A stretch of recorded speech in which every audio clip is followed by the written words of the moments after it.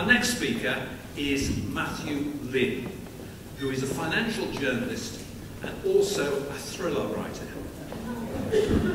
Well, we've certainly got some horror stories going on at the moment, so he may be the right man to address us. He's the author of The Death Force series of novels. He's also the author of Bust, Greece, the Euro and the Sovereign Debt Crisis. Matthew is a columnist for Bloomberg News and a regular contributor to The Spectator, The Sunday Times and Market Watch. He's also recently put forward a paper arguing the case for Finland to leave the Eurozone. Ladies and gentlemen, Matthew Lynn.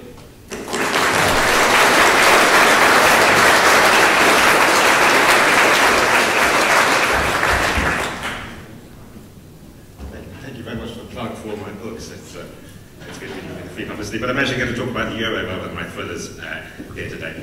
I think it's, one of the things that surprises me is how much this subject has moved on just in the space of a few months. I think before the summer it was still regarded as mildly eccentric to talk about the country leaving the euro. Now we see President Sarkozy and Chancellor Merkel discussing it openly. Who knows, by lunchtime maybe it will have happened. We'll check on the screens. But one of the most valuable things I think we can do at the moment is to look back at history, to see examples of monetary unions coming apart, and see what lessons we might be able to learn from that. Not very surprisingly, the breakup of currency unions is a very popular subject in the financial markets. If you read all the kind of stuff that comes out of the city brokerages, you'll see lots of stuff about how Argentina pulled out of the dollar peg in 2001, or the Latin currency union of the 19th century, which fell apart.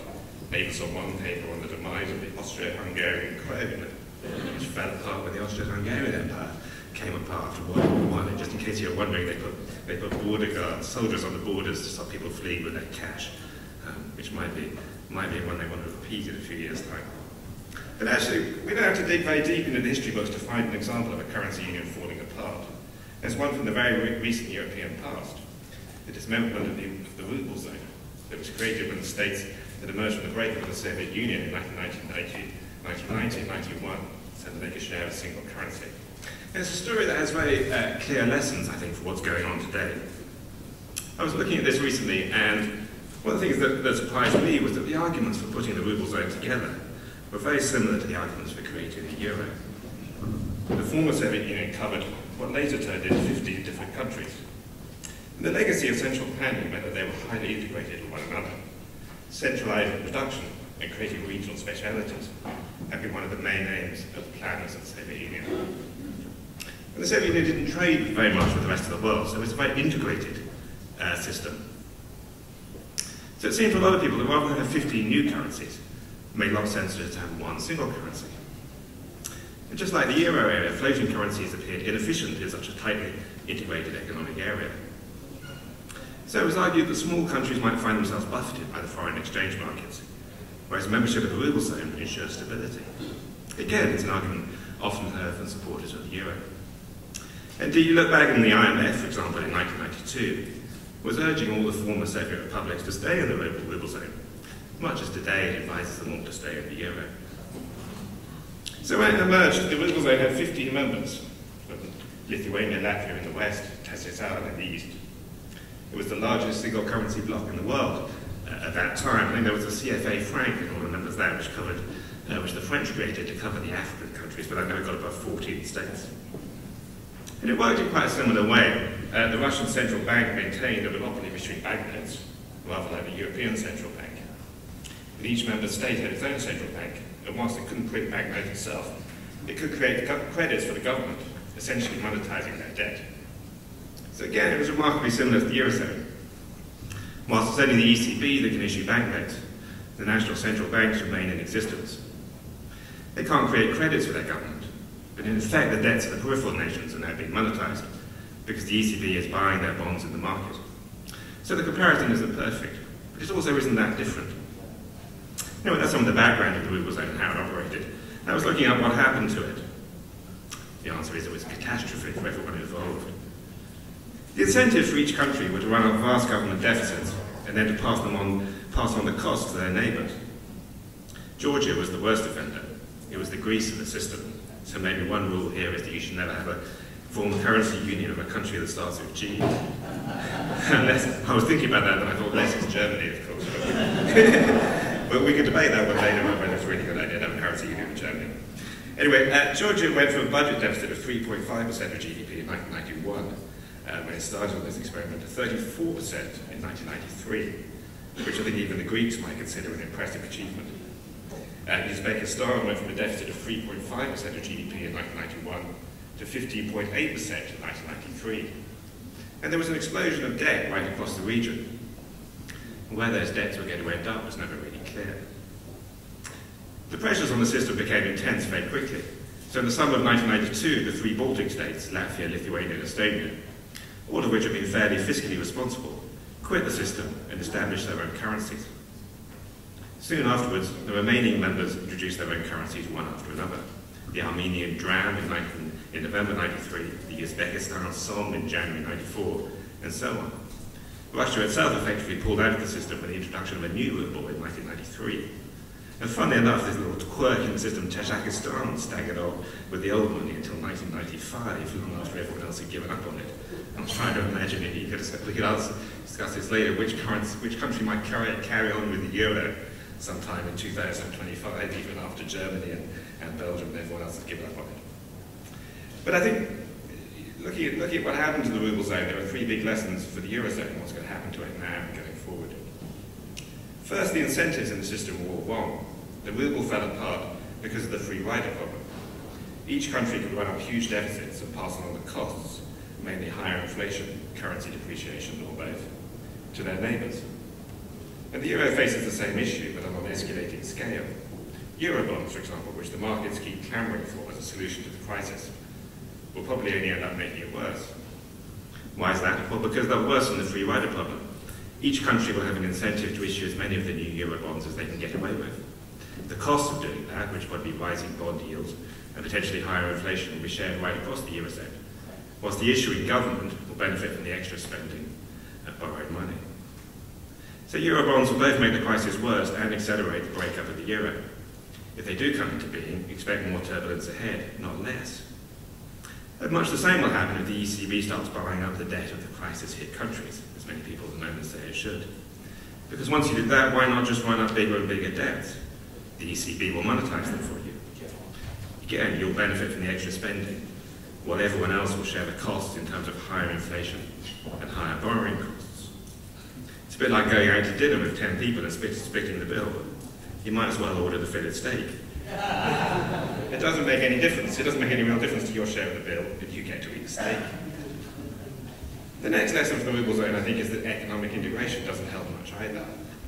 You'll often hear and you'll often read in the papers that one of the core problems of the eurozone is that it's not sufficiently integrated. If the economies were more like one another, they would form a natural currency area. But the post-Soviet ruble zone almost certainly was a natural currency area, by any reasonable economic definition. The legacy of central planning meant that the economies were all at roughly the same level of development. Very poor as it happens, but quite similar. But still it didn't work. Why not? Because of the free rider issue.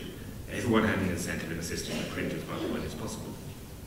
And that leads on, I think, to the third lesson from that experiment, which is that only complete central control could hold the monetary union together. We hear a lot about the need for a fiscal union and a single euro area finance ministry. And I think it's true that that would probably make a single currency work better. One of the reasons that the Soviet ruble worked as a currency, sort of, and the post-Soviet ruble didn't, was because there were big fiscal transfers under the communist system. But the level of central control needed to make the system work was very, very high. I don't think the eurozone needs to be turned into a Soviet-style command economy to hold the euro together. But if it is going to stay together, it's going to need very, very high levels of control of tax and spending, to an extent that I think very few people have realised. Maybe a few people in this room, but probably more widely across Europe haven't realised. And I think it's almost unimaginable that European voters are going to hand over that kind of power to Brussels, and certainly not in the few months which may be all the euro has to either reform, change, or disintegrate. So what can we learn from the ruble zone about what's likely to happen to the euro in the next couple of years? I think there are three things. One of the things I think this is interesting is that strong countries lead first. If you look back what happened to the ruble zone, it was the Baltic states that were the first out of the door. Why is that? Because they could afford to get out. They were relatively strong economies with manageable fiscal deficits. By leaving the ruble zone, they were swapping a chaotic currency for a relatively stable and strong one. Their own, as it happened. It's not hard to see the same incentives coming into play within the euro area. So we hear a lot at the moment about how the Greeks may leave the single currency. But there are, of course, huge obstacles to that. The country would be bankrupt. Its banking system broken, have no way of paying for its imports. It would almost certainly need financial assistance to get it through the first 6 months, after which things would start to get better. But would that assistance be forthcoming? It's hard to say. But for a strong country, the policy options are very different.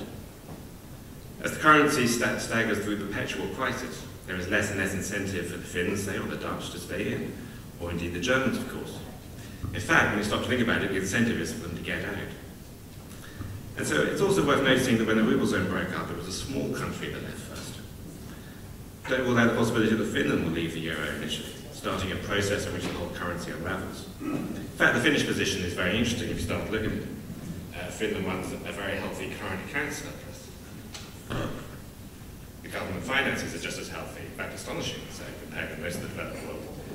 The deficit this year is forecast at just 1.4% of GDP, and the median forecast for 2012 is a deficit of 0.9% of GDP. And the outstanding stock of government debt comes to just over 50% of GDP. The Finnish economy is performing well. GDP is growing at 3.4% this year, projected to slow to 1.8% in 2012, but 1.8% is pretty good against the current economic background. Most countries would settle for that. But I think of all those figures, that's actually the current account that matters most. The main reason, it seems to me, that a country such as Greece is going to find it very hard to get out of the euro is not just because its debts are mostly denominated in euros, and so will soar in value if it reintroduces the drachma. In fact, 80% of Greek debt is governed by Greek law, so the government is free to simply pass legislation to insist that debt is redenominated in drachma rather than in euros. You get quite a speculation amongst that, and the city broker would tell you this, but I think if you're going to challenge that, you'd have to do it under the Greek court system, which is a very arduous path to take. But the real problem for Greece is that it runs a huge trade deficit, and so it needs to borrow from other countries to fund that trade gap. Or else, in the form of very extreme kind of shock therapy, get its current account back into balance within a single year. But that would be very, very tough. But if you look at a place like Finland, a country with a current account surplus faces none of those problems. Economically, it's clearly quite possible for Finland to leave. And when you stop to think about it, it has an incentive to do so. The euro, as we've been discussing this morning, has become an increasingly chaotic and unstable monetary zone, subject to extreme instability because it struggles to find a way of containing the debt crisis. On leaving the euro, Finland would immediately become a richer country. So if you assume that the government decided to reintroduce the old Finnish currency, the marker, it would be better off pretty much from day one. The strong growth and debt profile of Finland should see that currency rise strongly against the euro, and of course against other global currencies as well. Indeed, the market has been through periods of extreme strength in the past. In 1990, Finland was briefly the most expensive country in the world as a result of its strong currency. So it's got a history of that. And a strong market would obviously have immediate benefits. The cost of Finland's imports would fall quite substantially. It would, in effect, benefit from a one-off change in the terms of trade to its benefit. Its exports would get more expensive, but all the evidence shows us that countries with strong currencies, on the whole, have done well over long periods of time. Take Switzerland, for example. The bigger thing for a country like Finland is to escape the increasing financial costs of the bailout packages. Finland is one of the few Eurozone countries with a AAA rating. It is therefore likely to have to shoulder an increasing burden of bailing out the rest of the currency area, subsidising both the peripheral countries directly, and of course the German and French banks that have financed them. Finland doesn't have a significant financial industry, so the bailout packages represent pure economic cost, with no corresponding benefits. The maths is slightly different for the French and the Germans, because when they bail out Greece, they're sort of indirectly bailing out their banks, so they're going to have to pay anyway. But small countries like Finland don't really have any banks with big debts around the Eurozone, so they're just paying the bill, basically. In summary, there would be a clear and immediate financial benefit for a country such as that if they left the euro. And I think we probably spend too much time thinking about the weak countries leaving, it seems to me that it's probably going to be a strong country that leaves first. Another lesson when I was looking at the ruble zone is that when a currency union falls apart, it happens very, very fast. When countries left the ruble zone, they did so very quickly. New currencies were introduced within days. Once the currency era started disintegrating, it was an accelerating process, with each departure increasing the incentive for others to leave. The same process may well be repeated within the euro. Once one country leaves, many others will follow. I sometimes think of it as a really boring, bad, dull party where you're kind of looking around thinking, well, I can't really leave because it's embarrassing for me. It's embarrassing to be the first person to come to the host and say, oh, you know, I'm off, my babysitter's really got well, I've got to go. But you notice once one person leaves, everyone starts looking at their watch and saying, we're off now. And I find out feeling the euro may be the same thing. When one country, and it could well be a small country, leaves, lots of other people will say, well, we didn't know you were allowed to do that. Maybe we'll do that as well. Just one final point to finish on. I think I was looking at the subsequent performance of the countries that left the ruble zone and looking at some of the academic research that's been done on that. And one thing that emerged from that, which I thought was interesting, was that fiscal balances really determined how they got on. And I think increasingly in the next couple of years we're going to be looking and examining, how countries get out of the euro and how they will do subsequently. And as I said, it was those that started in a strong budgetary position that took off and recovered very quickly, whereas those with big budget deficits, as they left the ruble zone, struggled with high inflation and weak currencies for years to come. And I suspect much the same will be true of the post-Eurozone economy as well, if that's what emerges, as I expect it probably will. Countries such as Greece and Spain with big deficits may be weak for a long time. Countries such as the Netherlands or Finland will bounce back fairly strongly. And a few wild cards in there. I mean, Italy, for example, I think is interesting. It has lots of old debt, but its actual current position is reasonably strong, so it may do better than people expect. But I think the overall lesson of the ruble zone is a very simple one. A dysfunctional monetary system benefits no one, and actually can be taken apart quite simply. The former ruble zone contained countries such as Estonia and, of course, Russia itself, which went on to all do pretty well for themselves. No one now argues for its reintroduction. In fact, it's largely forgotten. Much the same, I suspect, will be true of the Eurozone. It's just a question of how we get from here to there. Thank you very much.